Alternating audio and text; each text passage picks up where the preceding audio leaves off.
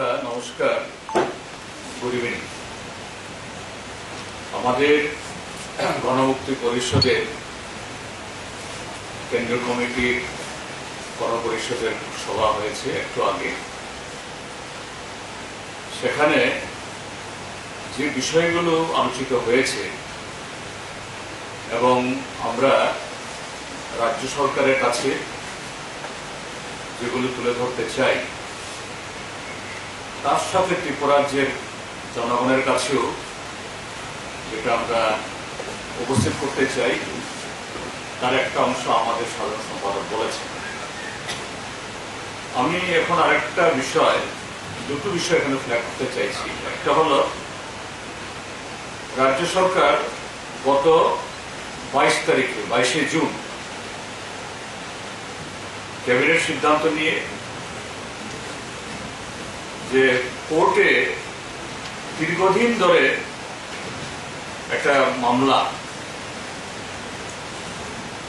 সংরক্ষণ, এই রিজার্ভেশন চাকরিতে ইত্যাদি বিষয়ে এখন নিষ্পত্তি হয়নি, তা সত্ত্বেও অ্যাডহক ভিত্তিতে এই সংরক্ষণ এটাকে অমান্য করে আমাদের রাজ্যে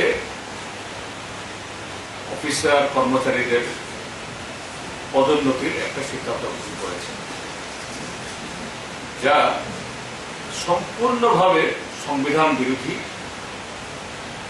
এবং তপশিলি জাতি, তপশিলি উপজাতি তাদের স্বার্থের পরিপন্থী। আমরা গণমুক্তি পরিষদ এই উদ্যোগের তীব্র বিরোধিতা করছি এবং আমরা চাই এটা এই সিদ্ধান্ত বাতিল হোক এবং সুপ্রিম কোর্টের চূড়ান্ত রায় বের না হওয়া সাপেক্ষে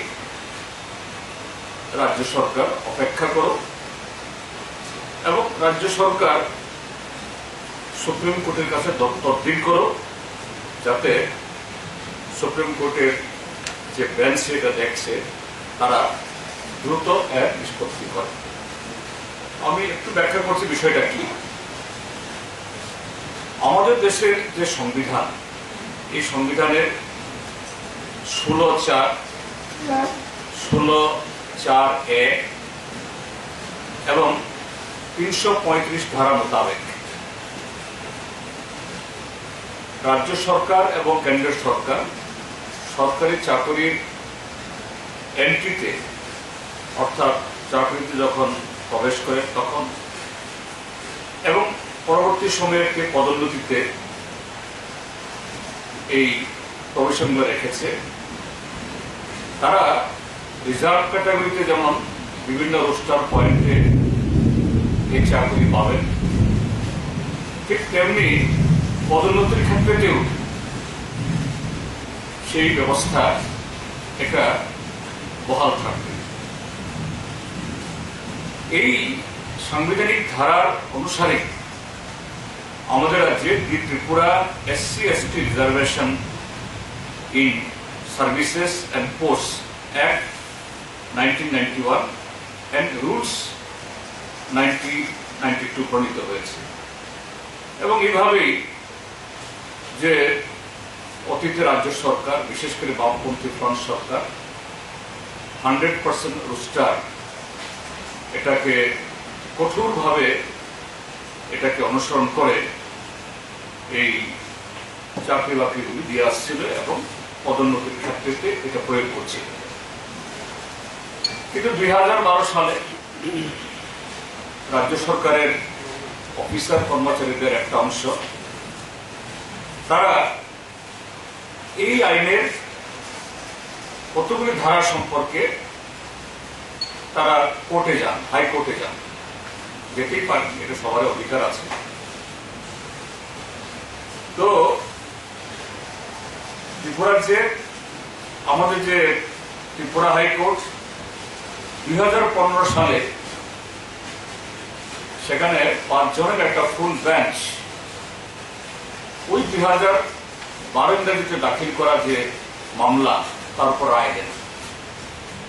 এই রায় যে সুপ্রিম কোর্ট, এটা নিয়ে সুপ্রিম কোর্টে R K. Sabharwal versus the state of Punjab এই কেস হয়েছে এবং সুপ্রিম কোর্টের তরফ থেকে এই সংরক্ষণের বিষয়ে কেন্দ্রীয় সরকার যে সমস্ত নীতিমালা গ্রহণ করেছেন এবং সংবিধানের যে ধারাগুলো আছে সেই মোতাবেকই যে এই সংরক্ষণ চালু থাকবে বলে রায় দিয়েছে। কিন্তু দেখা গেছে যে 2015 সালে ত্রিপুরা হাইকোর্ট যে দীপক গুপ্তা, জাস্টিস দীপক গুপ্তা তার যে নেতৃত্বে যে ফুল বেঞ্চ সম্পূর্ণভাবে সুপ্রিম কোর্টের সেই রায় এবং ভারত সরকারের সংরক্ষণ বিষয়ে যে নীতিমালা এটাকে লঙ্ঘন করে সেখানে রায় দেন যারা ST/SC কোটাতে চাকরি পাবেন পরবর্তী সময়েতে তাদের সিনিয়রিটি এবং মেরিট, তাদের মেধা এবং সিনিয়রিটি এই দুটার ভিত্তিতে অর্থাৎ কাজের গুণাবলীর ভিত্তিতে তারা যোগ্যতা অর্জন করলেও প্রমোশনাল জোনের প্রথম দিকে থাকলেও তারা জেনারেল ক্যাটাগরিতে তাদের চাকরি পাবেন না। সুপ্রিম কোর্ট বা আমাদের সংবিধান কখনো এরকম বলে, যেটা সম্পূর্ণভাবে সংবিধানের যে মূল স্পিরিট, রিজার্ভেশনের যে উদ্দেশ্য তার বিরোধী। তো স্বাভাবিকভাবেই 2015 সালে ত্রিপুরার যে বামপন্থী ফ্রন্ট সরকার ছিল মাননীয় সরকারের নেতৃত্বে, ত্রিপুরা হাইকোর্টের এই রায়ের সাথে ত্রিপুরার যে বামপন্থী ফ্রন্ট সরকার তারা সহমত পোষণ করতে পারেননি এবং এই রায়ের বিরুদ্ধে সেখানে সুপ্রিম কোর্টে স্পেশাল লিভ পিটিশন দাখিল করা হয়। 2015 সালে যে রায় বেরিয়েছিল এই এপ্রিল মাসের 9 তারিখে এবং সেখানে সুপ্রিম কোর্ট ত্রিপুরা সরকারের যে এই আপিল এটা গ্রহণ করেন এবং এই আপিল গ্রহণ করার পর তারা রায় দেন যে স্ট্যাটাস কিউ মেনটেন করতে হবে, অর্থাৎ যেভাবে চলছিল, যেভাবে সংবিধান মোতাবেক ভারত সরকারের সংরক্ষণের নীতি মোতাবেক যেভাবে এখানে চাকরিতে এই যে কি বলে রিক্রুটমেন্ট এবং প্রমোশন চলছিল এটা চলবে এবং পাশাপাশি রাজ্য সরকারকে সেখানে নির্দেশিকা দিয়েছিল একটা কমিশন গঠন করার জন্য। যেহেতু এরকম একটা অংশের মধ্যে গ্রিভান্সেস আছে, খুব আছে, সেখানে কমিশন গঠন করে যে এই রিজার্ভেশন ইত্যাদির কারণে যে ST কোটায় 31% এবং SC কোটায় 17%, এটি তার থেকে বেশি কি ST ক্যাটাগরি SC ক্যাটাগরির লোকজন চাকরি বেশি পেয়ে গেছে কিনা, জেনারেলদের চাকরি পাওয়ার সুযোগটা সংকুচিত হচ্ছে কিনা এটা দেখো। তো সুপ্রিম কোর্টের সেই নির্দেশিকা মোতাবেক ত্রিপুরা সরকার তৎকালীন বামপন্থী ফ্রন্ট সরকার কমিশন গঠন করে এবং সেই কমিশন গঠন করে কমিশনের রিপোর্ট ক্যান্ডিডেট সুপ্রিম কোর্টের কাছে প্রেরণ করেন, দাখিল করা হয় যে 31% ST পাওয়ার থাকলেও আসলে বহু ক্ষেত্রেতেই প্রায় সবকটি ডিপার্টমেন্টেই 31% চাকরিরতদের মধ্যে ST ক্যাটাগরির কর্মচারী নেই। ঠিক তেমনি SC ক্যাটাগরিরও 17% থাকলেও 17% নেই। কাজেই যে অন্য অংশের মানুষের ভিতরে যে একটা এই গ্রিভান্সেস, ক্ষোভ, আশঙ্কা যে সব চাকরি এই ST/SC এরা ভাগিয়ে নিচ্ছে, এটা মোটেই যে বাস্তবের সাথে কোন মিল নেই, এটা বাস্তব বর্জিত একটা যে অভিযোগ বা অনুমান, এর থেকে এই ক্ষোভগুলো তৈরি হচ্ছে। তো এগুলো হয়েছে, কিন্তু সুপ্রিম কোর্ট এখনো এই যে মামলা অর্থাৎ এসএলপি যে ত্রিপুরা সরকার দাখিল করেছে তার রায় এখনো ঘোষণা করেনি। তো এটা পেন্ডিং আছে, এই কারণে দীর্ঘদিন প্রমোশন হয়নি।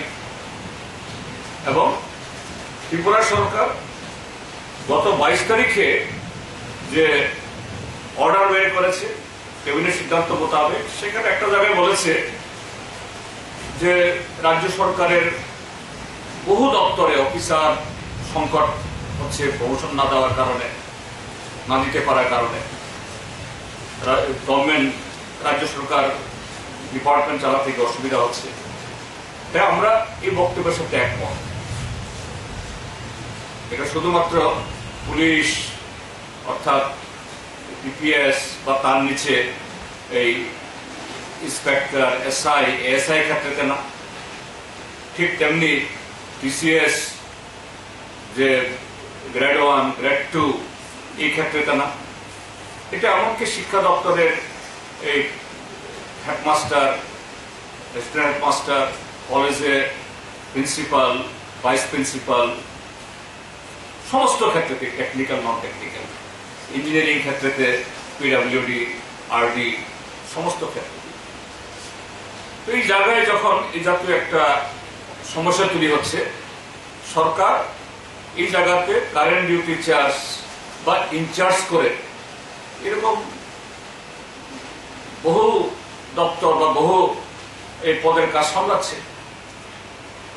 শুধু তা নয়, যে আজকেও পত্রিকাতে আছে সরকার যে সুপার অ্যানুয়েশনে অর্থাৎ রিটায়ারমেন্টে চলে গেছেন 4 বছর আগে, এরকম অফিসারদেরকে রিএমপ্লয়মেন্ট দিয়ে, এবং তার চেয়েও আরো যেটা বর্হিত যে কন্ট্রাক্ট বেসিস ঠিকাদারদের মাধ্যমে এই নিয়োগ করে ইঞ্জিনিয়ার, কেরানি সমস্ত ক্ষেত্রে যে করতে পারছেন, তাহলে এক্সিস্টিং অফিসার সুপ্রিম কোর্টের এই রায় বের না হওয়ার সাপেক্ষে কেন অপেক্ষা করতে পারবেন না? কেন এত তাড়াহুড়া? এবং সেই জায়গায়